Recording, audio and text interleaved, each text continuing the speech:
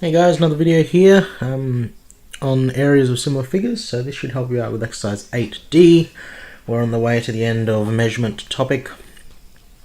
So firstly, to get some definitions out of the way, you might remember some of this from 8 to 10 maths. When we talk about similar figures, that means shapes that are exactly the same shape, they've just been shrunken or reduced or enlarged or I don't know what the word for that is. You could say zoomed in or increased in size, that sort of thing. That means that all the sides have been enlarged or reduced by the same factor, which is known as the scale factor, and the angles would remain the same. Okay, so if we had an example here, we've got this square that's 3 centimeters by 3 centimeters, and another square that's 6 centimeters by 6 centimeters. Square B is an enlargement of A, and the scale factor, so how much it's been increased by, is 2. Why? Because all sides were multiplied by 2. So the sides of this were 3, the sides of this were 6. 3's into 6 is 2. And so a quick tip here, sometimes your numbers won't be like a nice round number. What if this was 7? What if this was 7 instead of 6? It won't go twice exactly in. So if you're not sure, the scaling factor you can calculate with the new measure divided by the old measure, and that'll give you the scaling factor. So that rule applies for this. It's obvious that it's 2, but if you did new measure 6 divided by 3, it's going to give you 2, just like there. So if we have a look at this, right, what's the area of shape A? 3 by 3, 9 square centimeters. If we find the area of B, it's 6 by 6, it's 36 square centimeters. So notice the area of B, 36, is 4 times bigger than the area of A, which is 9. 4 is the scale factor of 2 squared. So that actually gives us a rule that relates the area of two similar figures using the scaling factor. And that rule is here. The new area is equal to the scaling factor squared, K squared, times by the old area. And obviously K is the scaling factor. And what does this let you do? It lets you do some useful stuff. As long as you know that the figures are similar, it lets you find the area of an enlarged shape or a reduced shape, knowing the shapes are similar and knowing the length of one side. Or it also lets you find the length of an unknown side on an enlargement or reduction, as long as you know the shapes are similar and knowing both areas. So here we're going to practice some applications of this.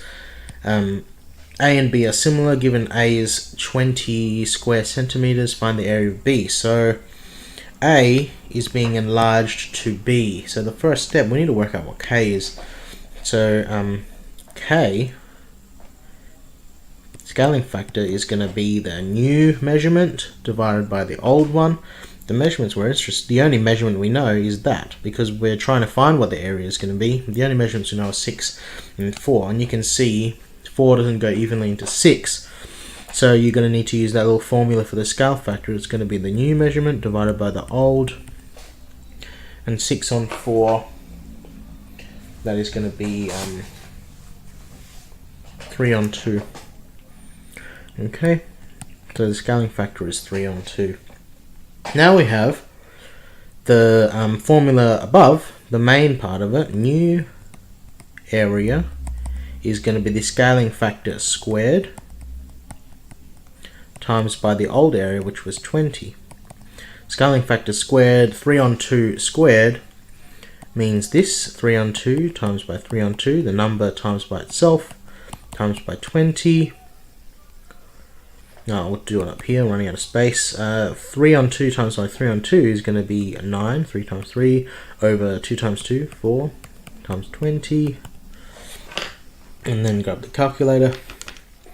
9 over 4, 2.25 times by 20, it's going to be 45.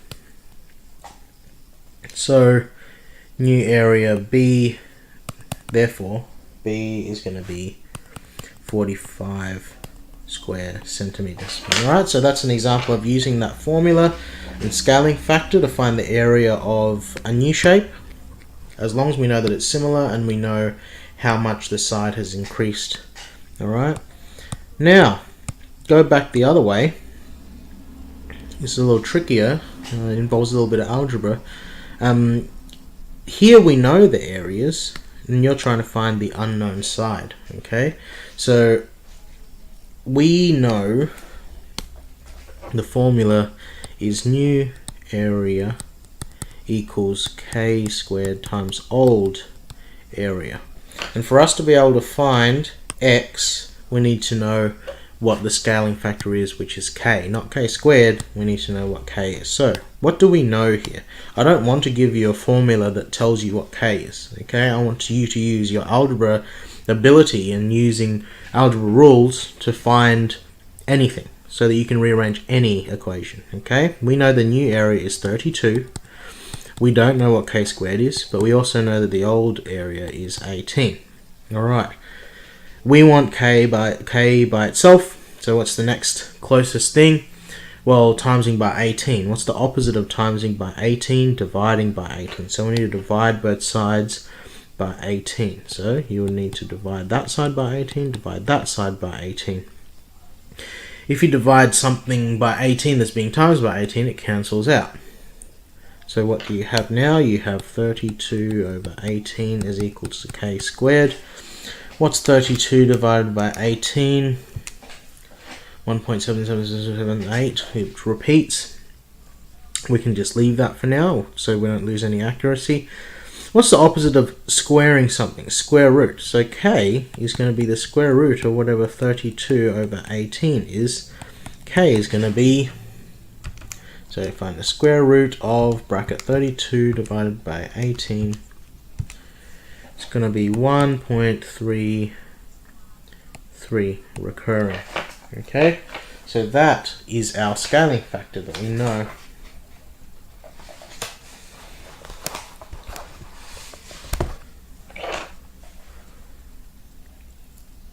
Alright, so then now that we know the scaling factor, we should be able to work out what x is. So the scaling factor k is the new over old. We know that the scaling factor is 1.33.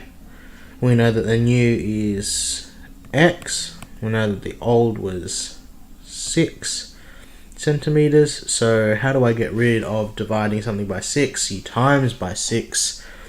So 1.33 times by 6. That's going to come to 8. So x is going to be 8. So what I actually did, I didn't do actually 1.33.